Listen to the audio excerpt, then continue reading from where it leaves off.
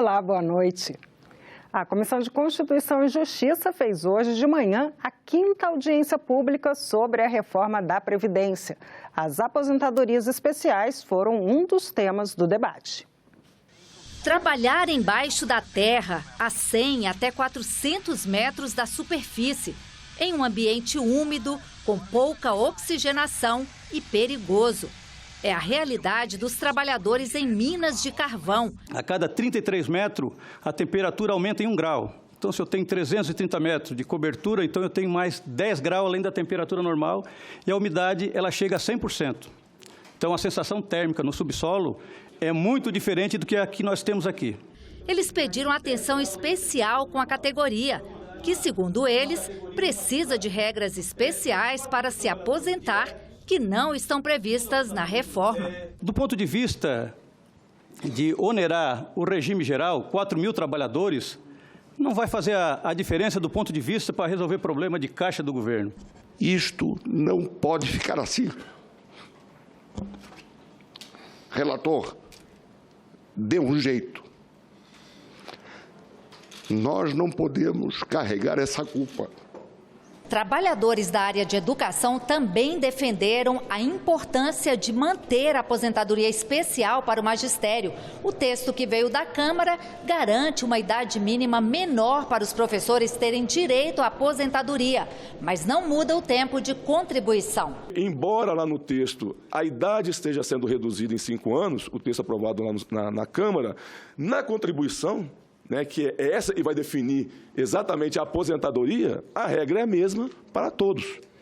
Então, assim, não estamos mais falando de aposentadoria especial para o magistério. E também estamos deixando de considerar todas as especificidades dessa categoria. Reforma sem transição.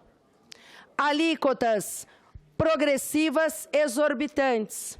Imprevisibilidade de alíquotas extraordinárias e, claro, a redução da pensão por morte naquilo que pode ser o pior momento da vida de cada um, que é a perda de um ente querido. São os 3 pontos que registramos para uma análise crítica, uma reflexão aprofundada. Nós somos o país que mais gasta com pensão por morte no mundo em percentual do PIB. 3,2% foi o gasto que nós tivemos no ano passado. Mesmo com as mudanças de regras que nós estamos propondo, ainda haverá um crescimento real dos gastos com pensão em 10 anos de 113 bilhões de reais. E o Brasil ainda provavelmente continuará sendo o país com regras de pensão mais benevolentes do mundo. À tarde, a Comissão de Constituição e Justiça encerrou o ciclo de audiências públicas sobre a reforma da Previdência. O 6º e último debate foi sobre os direitos e a integridade física do trabalhador. A 2ª audiência pública do dia na Comissão de Constituição e Justiça foi formada por especialistas em Previdência Social. O grupo criticou a proposta de reforma aprovada pela Câmara dos Deputados. Um dos pontos questionados pela representante da OAB foi a violação constitucional e processual civil do princípio à justiça. Nós sabemos que muitos segurados, a grande maioria dos segurados da Previdência, até porque comprovadamente a renda média de um benefício previdenciário no Brasil é entre R$ 1.300 e R$ 1.500, a renda média do benefício previdenciário no Brasil. Então, dá dificuldade de deslocamento do segurado. Então, assim, se conseguiu que essas ações fossem julgadas na Justiça Estadual para evitar esse deslocamento. O ex-presidente do INSS também não concordou com a íntegra da PEC. Ele classificou alguns pontos do texto como injustos e disse que não levam em conta a proteção social mínima de trabalhadores e beneficiários da Previdência Social. O objetivo da reforma qual é? Reduzir gastos da Previdência Social, que não me parece uma premissa adequada. Quais são os meios que estão sendo utilizados? Elevar o tempo de contribuição, elevar a idade e reduzir os valores dos benefícios. Nós estamos partindo de elementos objetivos e esquecendo de uma série de outras questões. O que está faltando? Uma contrapartida do Estado, no sentido de dar novas perspectivas ao país. O que nós temos de discussões concretas acerca do emprego para os 13 milhões de desempregados? A elevação da renda, cada vez mais achatada, a questão da eficiência da gestão, a fiscalização no âmbito da Receita Federal do Brasil. O economista Paulo Rabelo afirmou que a proposta de emenda à Constituição não vai atingir todas as finalidades determinadas, como a da economia de R$1 trilhão em 10 anos. Para Rabelo, o texto não leva em conta a reação dos segurados em relação às mudanças. As pessoas são agentes econômicos que reagem a incentivos. Se os incentivos são negativos, o senador Paulo Paim estará de acordo que haverá uma fuga. Se as alíquotas sobem, o tempo de contribuição sobe e nada é dado em troca, por exemplo, mais confiança, mais segurança, as pessoas vão para outras alternativas. Os participantes também apontaram trechos considerados incorretos. Ela não permite as conversões de tempo, os ajustes de tempo, mas na aposentadoria da pessoa com deficiência permite. Por quê? Porque tempo com deficiência tem que ser ajustado com tempo sem deficiência, assim como tempo especial com insalubridade tem que ser ajustado com tempo sem ser especial. Não há idade mínima na aposentadoria da pessoa com deficiência. Por que há idade mínima na aposentadoria da especial? A intenção do presidente da República, Jair Bolsonaro, de indicar o deputado federal Eduardo Bolsonaro ao cargo de embaixador do Brasil nos Estados Unidos repercutiu hoje no Senado. O relator do texto da reforma da Previdência na Comissão de Constituição e Justiça, senador Tasso Gereissati, disse que a indicação pode atrapalhar o andamento da reforma. É uma indicação polêmica, como todos sabem. E aqui no Senado existe uma discussão muito grande, está dividido o Senado em relação a isso, e eu acho que no meio de uma discussão de um problema tão complexo e tão grave que aflige toda a população brasileira, a contaminação com esse outro problema que pode dividir mais ainda o Senado não é bom para a Previdência. E a proposta da reforma da Previdência também foi tema dos discursos dos senadores no plenário. Eu defendo a reforma, acho que o país precisa dela, mas com equilíbrio, com racionalidade, e o Senado Federal é a casa da maturidade. Aqui acho que é o cenário ideal para discutirmos e avançarmos nessa matéria. Fala em desidratar a Previdência e não se diz depois que eu espero que essa casa tenha um olhar diferenciado para isso. Mas depois disso, se não gerar emprego e renda, no próximo ano nós vamos fazer outra reforma da Previdência, porque é o que está previsto. Os deputados aprovaram uma idade mínima 3 anos menor que a proposta original enviada pelo governo para os professores do ensino básico. Com a alteração, eles poderão se enquadrar em uma das regras previstas na reforma da Previdência, que já são mais brandas para essa categoria.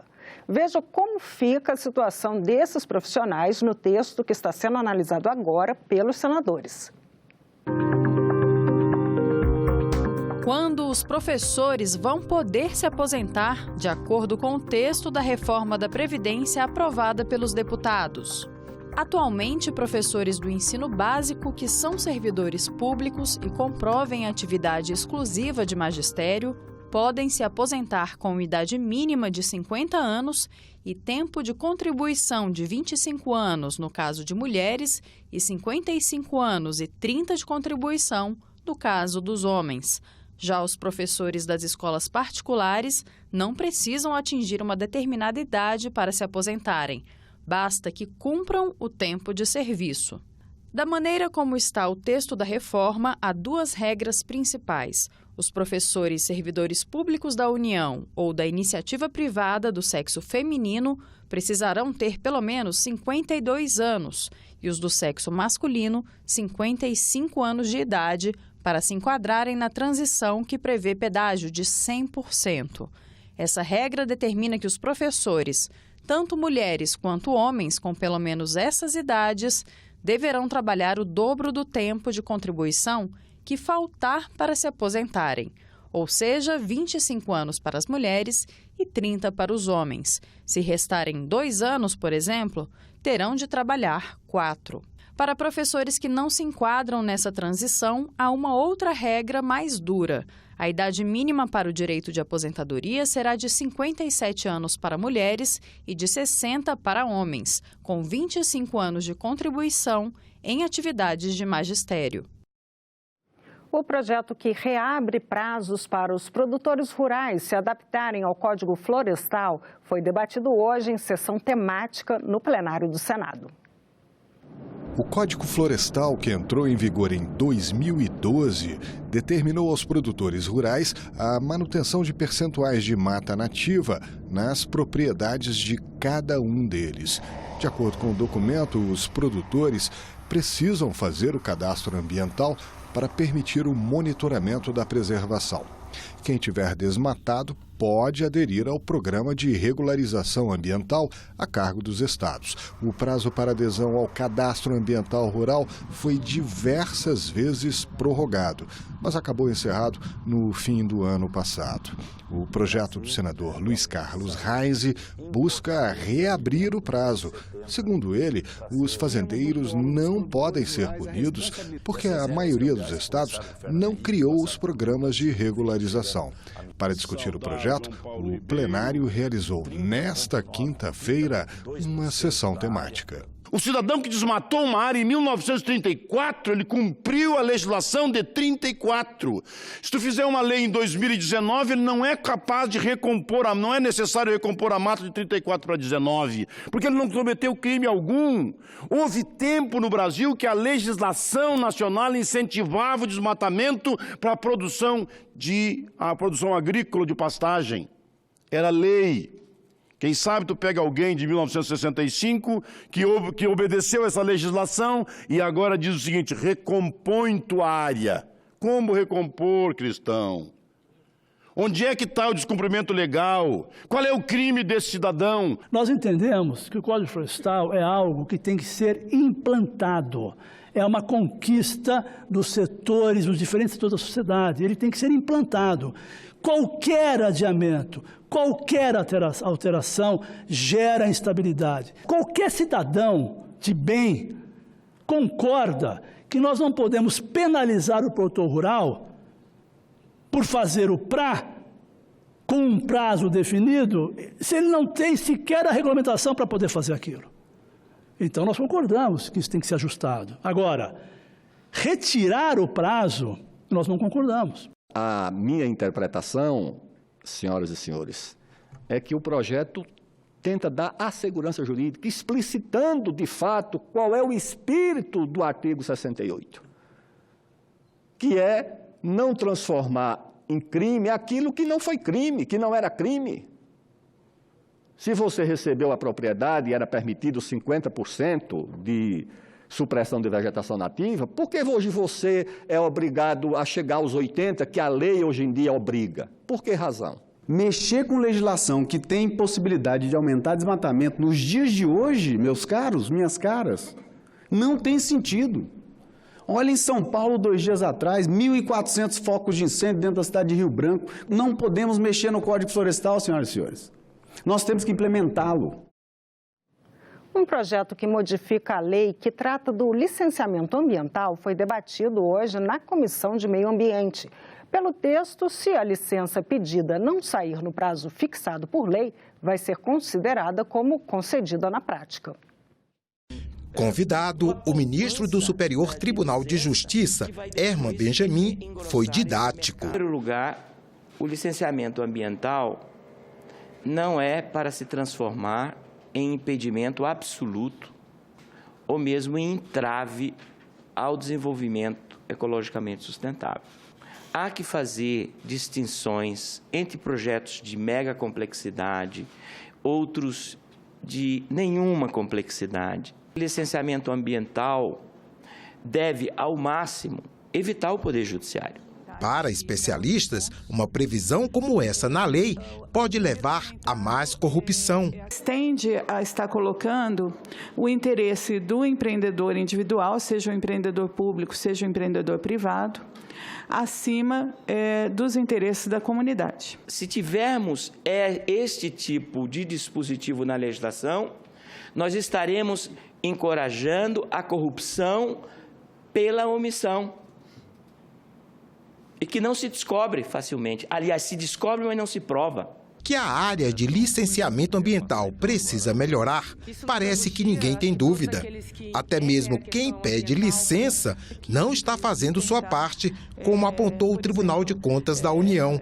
O IBAMA tem problemas de equipe e os estados têm mais ainda. Isso leva, sim, a atraso nas licenças. O TCU não disse que o IBAMA está ótimo. Ele apontou uma série de problemas, mas ele deixou bem claro que um dos problemas graves são as deficiências nos estudos apresentados pelos empreendedores. Incumbe ao poder público preservar e restaurar processos ecológicos essenciais e prover o manejo ecológico das espécies e ecossistemas. Como é que ele vai fazer isso? Simplesmente sentando em cima de um processo, o decurso do prazo acontecendo. Garantir o que diz a Constituição sobre a proteção ao meio ambiente significa também observar as diferenças das licenças que são pedidas. Um instrumento que deve ser proporcional, ele deve guardar a proporcionalidade que inclusive é exigida pela Constituição. O que significa isso?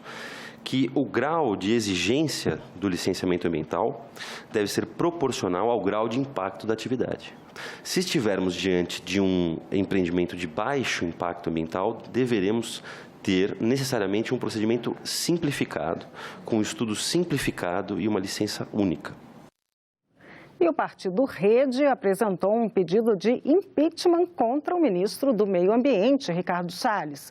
Os parlamentares vão entrar com uma ação no Supremo Tribunal Federal por omissão inconstitucional do ministro do Meio Ambiente e do presidente da República em relação ao desmatamento da Amazônia. O Ministério do Meio Ambiente tem o dever constitucional, tem a responsabilidade constitucional de proteger o meio ambiente, de prevenir catástrofes como a que está acontecendo na Amazônia nesse momento. O que o Ministério do Meio Ambiente fez? Fez o inverso. Cortou os recursos de combate ao fogo, desmantelou o IBAMA, desmantelou a fiscalização. O que ocorre em Rondônia não é à toa.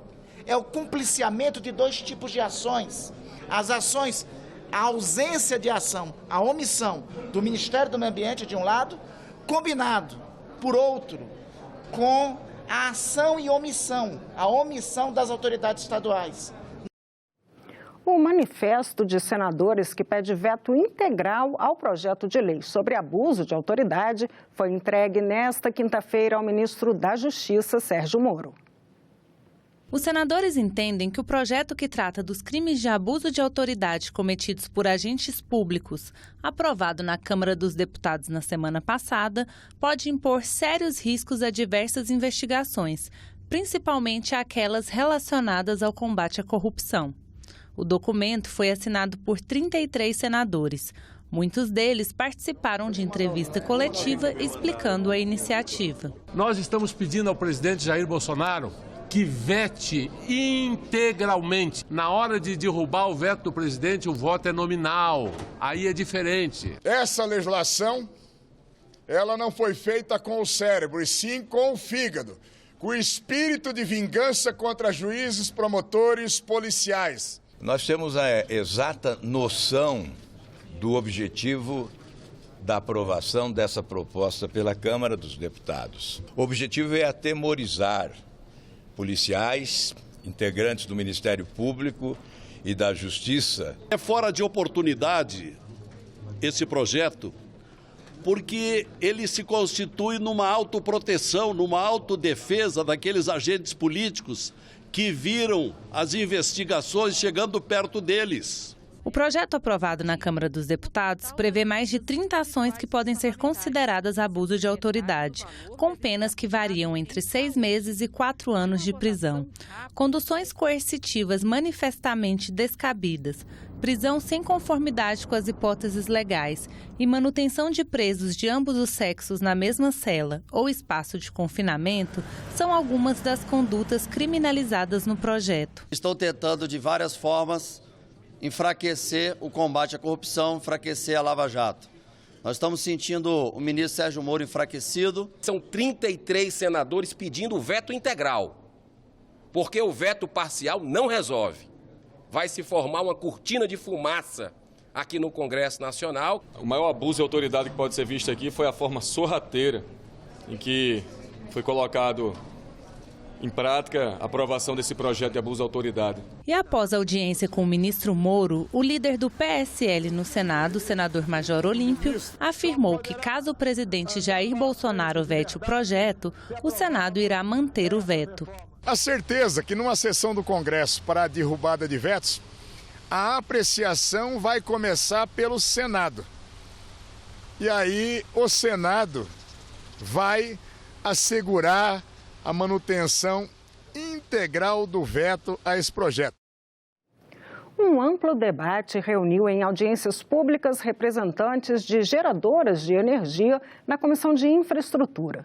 O substitutivo ao relatório que prevê mudanças no financiamento e na estrutura do setor elétrico deverá incorporar as sugestões dos especialistas antes da análise do projeto. Você apoia essas novas propostas de energia como a solar, que vem do vento, eólica? Com certeza. Sim. Eu acho que é uma solução interessante. Renovável, né? Até mesmo em relação ao financeiro, né? É uma energia gratuita e sem nenhum impacto ambiental. Esta casa tem algo de diferente. Ela gera mais eletricidade do que consome. No telhado, o painel capta a energia da luz do sol. Ela passa por um quadro transformador e é enviada para a companhia distribuidora. Do lado de fora, este quadro de força recebe a corrente elétrica da rede comum, estável durante dia e noite. No celular, o dono controla a curva de produção de todos os dias. A previsão é que até o ano 2030, 80% de todas as residências no mundo sejam abastecidas por fontes de energia limpas, como esta casa, onde toda a eletricidade vem de painéis solares. Só que a legislação brasileira não dá essa opção aos pequenos consumidores. Ricardo paga apenas a taxa de iluminação pública. A residência produz o dobro do que utiliza. O saldo em quilowatts fica armazenado. Eu gero para ela me compensa, fica com o meu crédito lá. Ele espera recuperar o investimento em 2 anos, mas lamenta que a lei não dê nenhum incentivo para que consumidores de todo o país possam migrar para a energia limpa. Tem que colocar em nível de lei, porque portaria e resolução são coisas que podem mudar, depende da caneta de quem preside lá o órgão ou a agência.